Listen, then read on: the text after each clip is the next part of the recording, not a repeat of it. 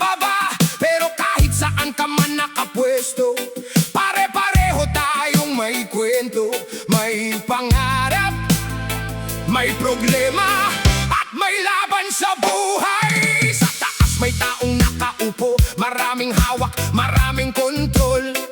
Sa gitna may taong patuloy na umaakyat, naghahanap ng pagkakataon para magkaroon ng mas magandang bukas. Sa baba naman may taong araw-araw nagtatrabaho, gigising ng maaga para may maipakain sa pamilya. Kahit pagod ang katawan, tuloy pa rin ang laban dahil may mga taong umaasa sa kanya. May nakatira sa malaking bahay, may nakatira sa maliit na silid, may bagong sasakyan, may naglalakad papasok sa trabaho, may kumakain sa mamahaling restaurant, may nagtitipid para may pangulam kinabukasan. Pero kapag sumikat ang araw, pare-pareho tayong humihinga, pare-pareho tayong napapagod, pare-pareho rin tayong nangangarap. Tatsulok, tatsulok, sino ba ang nasa ibabaw? Tatsulok, tatsulok, sino ba ang laging nasa ilalim? Kung ang nasa taas ay nakalimot, sino ang sasalo sa bigat ng problema? Kung ang nasa baba ay patuloy na lumalaban, baka isang araw siya naman ang nasa taas. May taong maraming pera, pero walang tulog. May taong kapos sa pera, pero puno ng pangarap. May taong maraming kaibigan, pero kapag gabi pakiramdam niya mag-isa siya.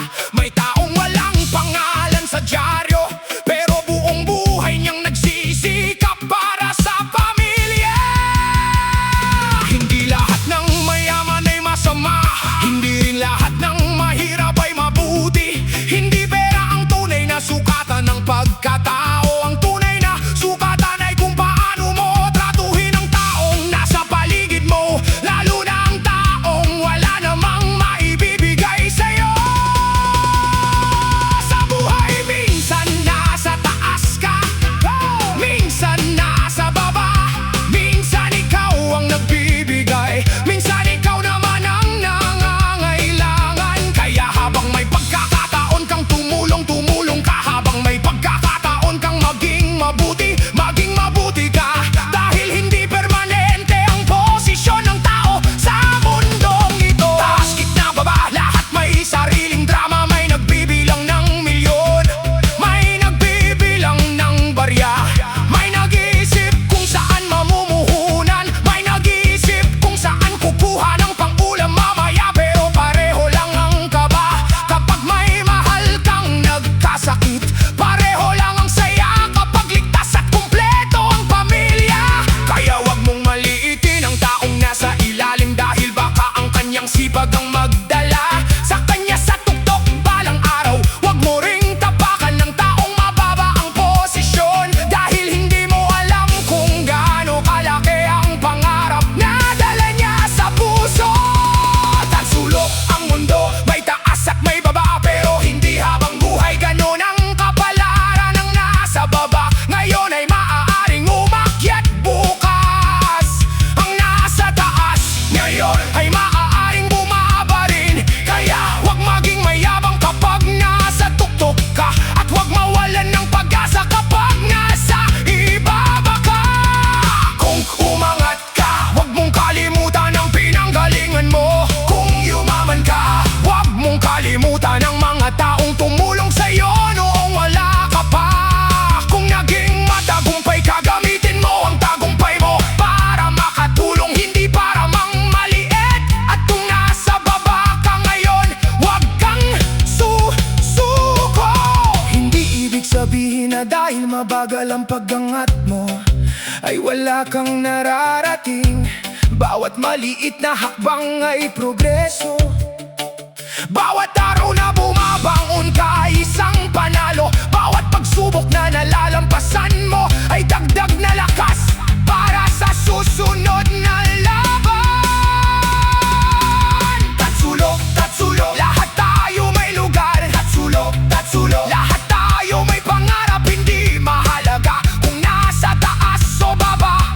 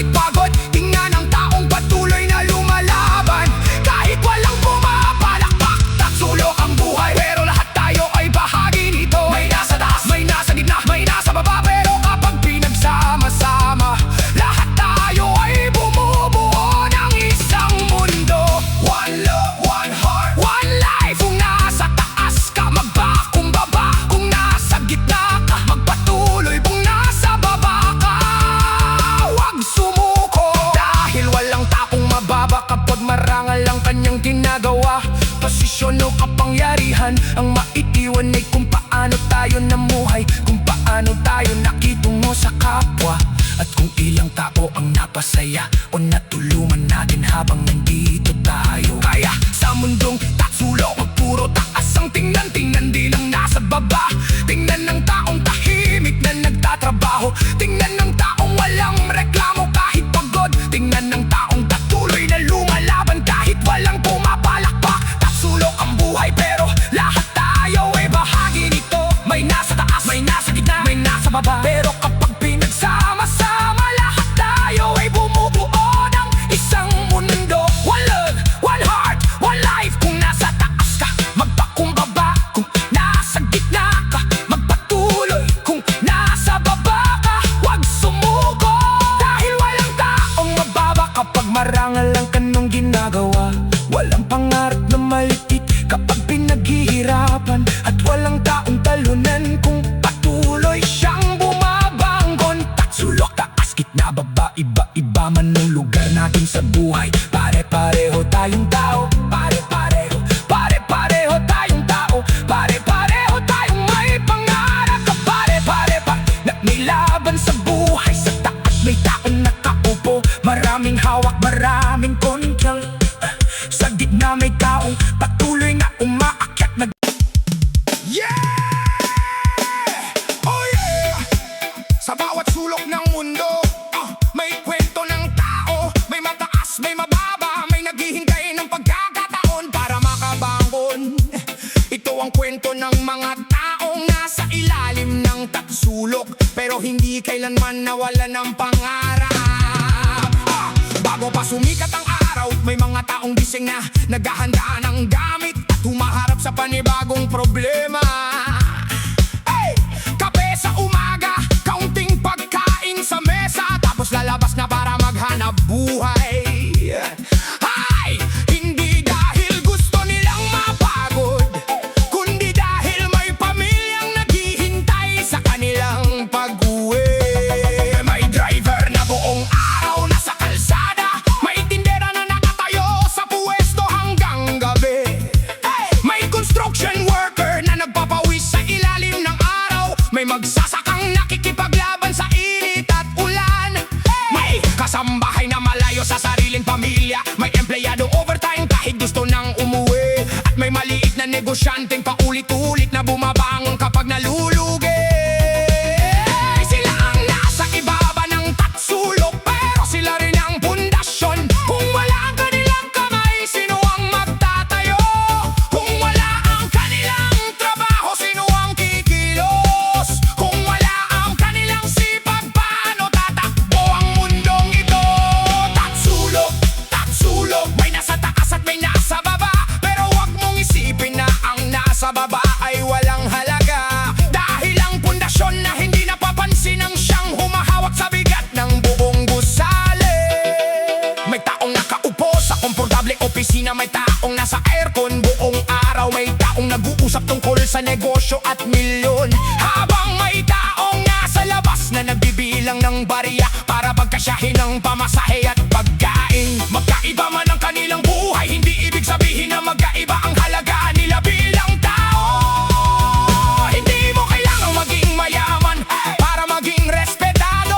Hindi mo kailangang maging sikat para maging mahalaga. Hindi mo kailangang magkaroon ng malaking bahay para masabing successful. Minsan, ang tunay na tagumpay ay ang simpleng makauwi ng ligtas, makapagbakain sa pamilya, makabayad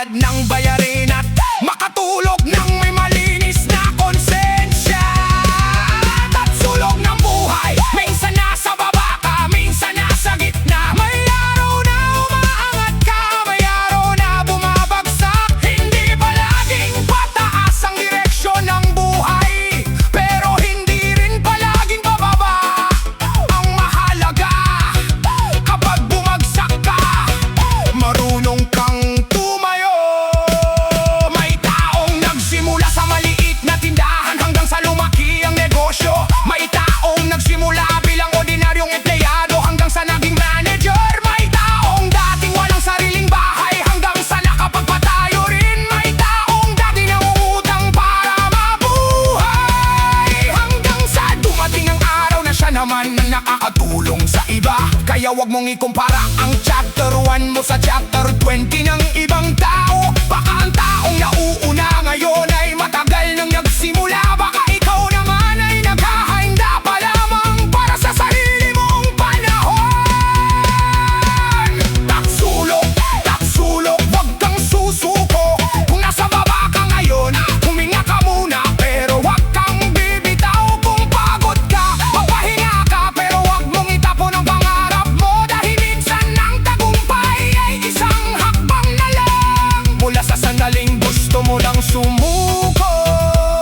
Sa mundo, maraming taong mabilis manghusga. Kapag wala kang pera, sasabihin nilang mahirap ka.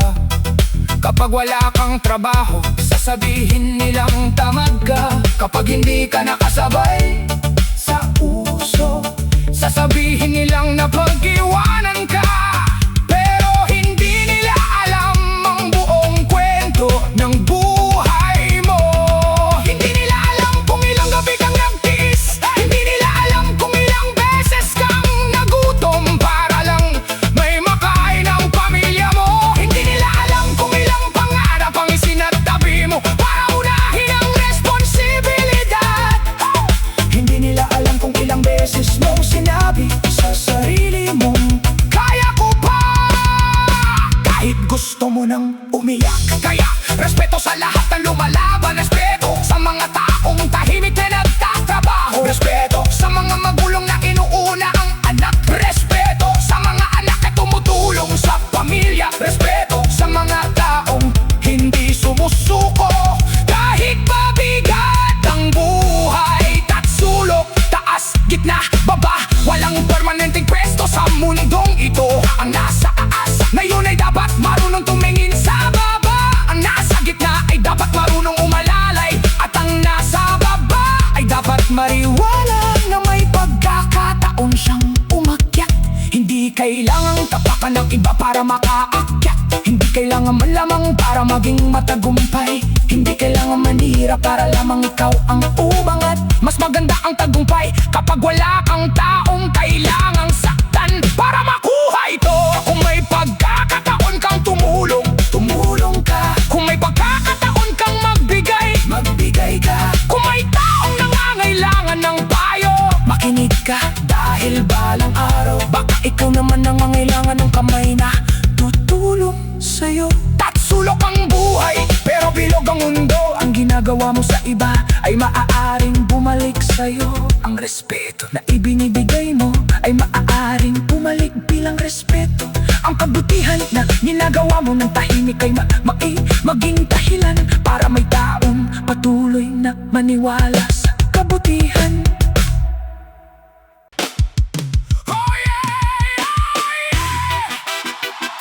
Makinig ka sa kwento ng tatsulok.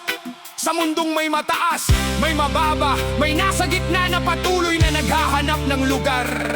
May mga taong ipinanganak na may pagkakataon. May mga taong kailangang gumawa ng sariling pagkakataon.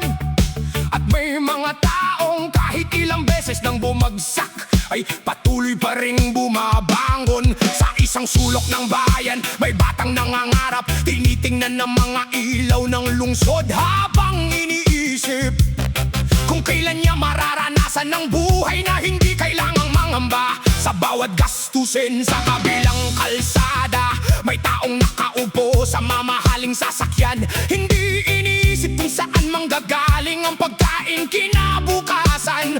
Magkaiba ang kanilang mundo, pero pareho silang tao. Tatsulok ang buhay, may nasa taas at may nasa baba. May nasa gitna na pilit naghahanap ng sariling daan. May taong may pagkakataong pumili at may taong kailangang tanggapin muna ang kung anong meron. Pero hindi ibig sabihin na ang simula mo ang magiging katapusan mo. May mga pangarap na matagal bago matupad. May mga taong ilang taon nang naghihintay ng magandang pagkakataon.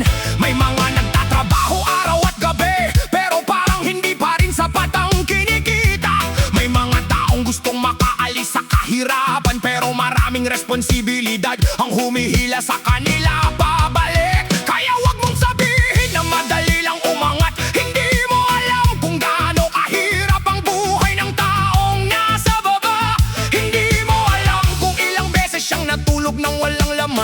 yan. Hindi mo alam kung ilang beses niyang isinantabi ang sariling pangarap para sa pamilya. Hindi mo alam kung ilang beses niyang sinabi na okay lang siya, kahit ang totoo ay pagod na siya. Sulok may taas, gitna at baba, pero sino ba ang nagsabing permanente ang bawat lugar? Ang nasa baba ay maaaring umakyat, ang nasa taas ay maaaring bumaba, at ang nasa gitna ay maaaring magkaroon ng sariling pagkakataon para makarating sa gusto niyang puntahan. Kaya kung nasa baba ka ngayon, huwag mong ikahiya ang pinanggalingan mo. Ang maliit na bahay na kinalakihan mo ay hindi sukatan ng iyong halaga. Ang lumang damit na suot mo ay hindi nagsasabi kung gaano kalaki ang pangarap mo. Ang lumang cellphone na hawak mo ay hindi nagsasabi kung gaano kalayo ang kaya mong marating. May mga taong nagtatawanan kapag wala kang pera, pero hindi nila alam kung gaano ka kasipag. May mga taong minamaliit ka dahil hindi ka nakakasabay sa kanila, pero hindi nila alam kung ilang responsibilidad ang pasan mo. Huwag mong hayaang ang salita nila ang maging dahilan para mawala ang tiwala mo sa sarili. Bawat tao may sariling oras, may mabilis umangat, may mabagal, may sinuwerte agad, may kailangang magsikap ng maraming taon. May nakakuha ng pagkakataon nang hindi naghihintay, may kailangang kumatok ng paulit-ulit bago buksan ang pinto. Sulok ang buhay, pero hindi ito karera. Hindi kailangan mauna ka sa lahat, hindi kailangan mainggit sa tagumpay ng iba. Kung may kaibigan kang umangat, ipagdiwang mo. Kung may kapwa kang nagtagumpay, matuto ka sa kanyang kwento. At kapag dumating naman ang panahon mo, huwag mong kalimutang magpasalamat. Dahil minsan ang pinakamalaking problema ng taong nasa taas ay ang pagkalimot kung paano siya nagsimula. Nakakalimutan niya ang mga taong tumulong, nakakalimutan niya ang mga araw na kapos siya, nakakalimutan niya ang mga pangarap na dati niyang ipinagdarasal. Kaya kapag umangat ka, huwag mong tapakan ang nasa baba. Kung kaya mong iangat ang iba, gawin mo. Kung kaya mong magbigay ng trabaho, magbigay. Kung kaya mong magturo, magturo. Kung kaya mong magbigay ng pagkakataon, huwag mo itong ipagkait. Dahil ang tunay na tagumpay ay hindi lamang tungkol sa kung gaano kataas ang narating mo. Mas mahalaga kung ilang tao ang naisama mo sa pag-angat. Sulok, kung lahat tayo ay magkakanya-kanya, mananatiling mabigat ang buhay. Pero kung ang nasa taas ay tutulong sa gitna, kung ang nasa gitna ay tutulong sa baba, at kung ang nasa baba ay patuloy na magsisikap, maaaring magkaroon ng pagbabago. Hindi kailangang pareho ang buhay natin para matuto tayong rumespeto. Hindi kailangang pareho ang kinikita para maging magkapatid. Hindi kailangang pareho ang bahay para maging magkaibigan. Ang tao ay tao kahit saan man siya nanggaling. Sa bawat umaga may panibagong pagkakataon, sa bawat pagkabigo may bagong aral, sa bawat luha may dahilan para maging mas matatag, at sa bawat araw na pinipili mong bumangon may maliit na tagumpay na dapat mong ipagmalaki. Kaya sa mga manggagawang tahimik na lumalaban, saludo ako sa inyo. Sa mga magulang na inuuna ang pamilya, saludo ako sa inyo. Sa mga anak na tumutulong sa tahanan, saludo ako sa inyo. Sa mga maliliit na negosyante na araw-araw nagbubukas ng tindahan kahit hindi sigurado ang kita, saludo ako sa inyo. Sa mga taong patuloy na nangangarap kahit maraming nagsasabing hindi nila kaya, saludo ako sa inyo. Kayo ang pundasyon. Sulok, hindi lahat ng pundasyon ay nakikita. May mga